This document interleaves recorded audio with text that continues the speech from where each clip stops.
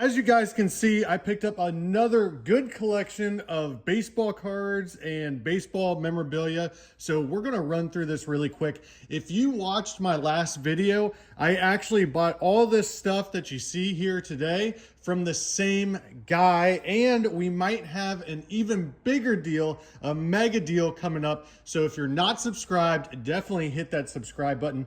It's something I'm really excited about, and I can't wait to tell you guys more about it.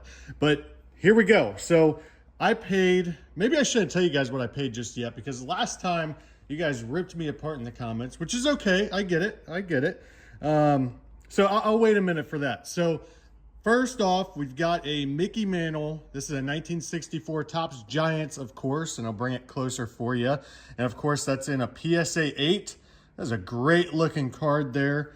It's got the kind of news theme back on it, which is pretty cool. And always liked these big red machine decanters. And of course, these are super popular if you're a Cincinnati Reds fan. And this one's dated 1973, and it was produced by the Hoffman Distilling Company. And it's in really good shape. A lot of times these stoppers end up going missing. Actually, this one feels like it might be glued into place.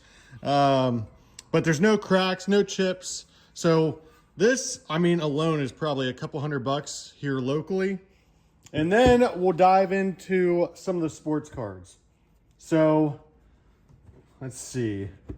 I'll just grab a stack here and we'll run through them fairly quickly. Of course, Dave Concepcion, Carlton Fisk. We've got Harmon Killebrew, Hank Aaron, Pete Rose, Brooks Robinson. I'm not going to read all these guys off, but you guys will get the point here. Pretty much all stars and Hall of Famers here. Steve Garvey, a couple of those. Nolan Ryan. There's a Rolly Fingers rookie there. Just a bunch of good players. Some of the iconics. There's Nolan Ryan again. This is, of course, a 1971 Topps. And a Ryan again. So there's that stack. We'll go ahead and run through this one. And when I bought these cards that I'm showing you here that are in these top loaders, I didn't know exactly what I was buying. He actually had these in a locked display case. He used to do flea markets and stuff like that a long time ago. So this was in a locked case and I really couldn't see anything. It had a clear top, but the cards were just all jumbled around. So I like buying stuff like that for the mystery aspect. You never know when you're going to find that Mickey Mantle rookie card or something like that. I'm still waiting on that day.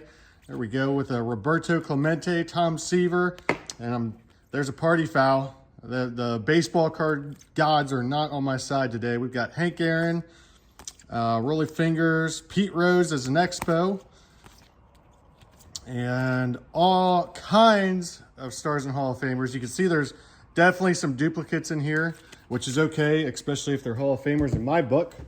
So spread those back out, and we'll go through this final stack here. Harmon Killebrew. I always liked the 1972 Topps design. Bob Gibson. There's Tony Perez. That's actually a pretty clean card. It's miscut or off center there. Willie McCovey. Scratch off of Al Kaline, Roberto Clemente. This is probably one of my favorite 1972 cards. I always loved the way that one looked. Hank Aaron, Pete Rose. There's an oddball Sean Casey auto. Let's see. Autograph of Bill McCool. I would love to have that last name. That's awesome. Carlton Fisk, Tom Seaver, Pete Rose.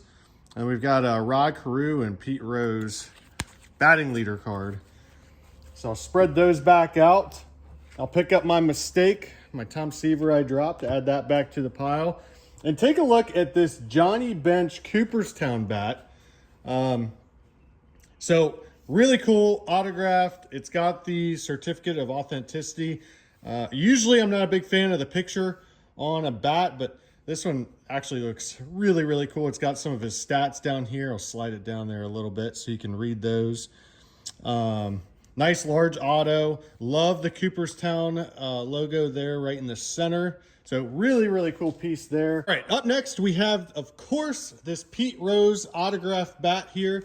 And it's inscribed with his record-breaking number there. And it is authentic, but it's by APE. I'm not familiar with who APE is. So if anybody knows or has experience with that grading company, let me know. But nice large auto there and on a really clean bat. Had to pick that up.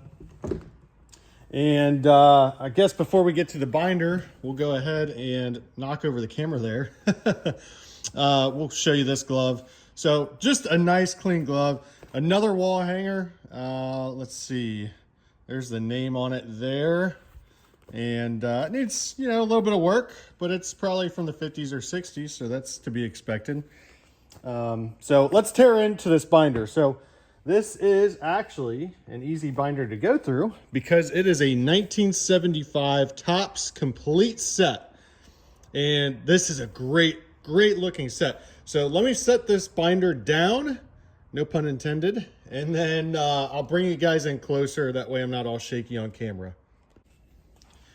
All right, and I did not forget about this rare Pete Rose card. This is a 1971 Topps Pete Rose Greatest Moments, and this is a beautiful example graded in a PSA 7. And these are really difficult to come by, especially out in the wild. You just don't see these every day. And actually, this is the first one that I've ever bought. So this was definitely a cool pickup, and I had to feature that guy for you. So let's get into the binder. This is, of course, 1975 Topps complete set. Let me zoom in here just a little bit. Now, I want you guys to pay attention to the condition of these cards. The gentleman that I purchased this collection from was meticulous in his collecting. So you can see we have all the highlights here. This is a true complete set. And the cards are just in phenomenal condition. If I had more money than sense, I would definitely send this in for grading. I mean, this is one of those sets that, you've got really sharp corners. These cards are, near mint. The only issue you might have on some of these is some off-centering there.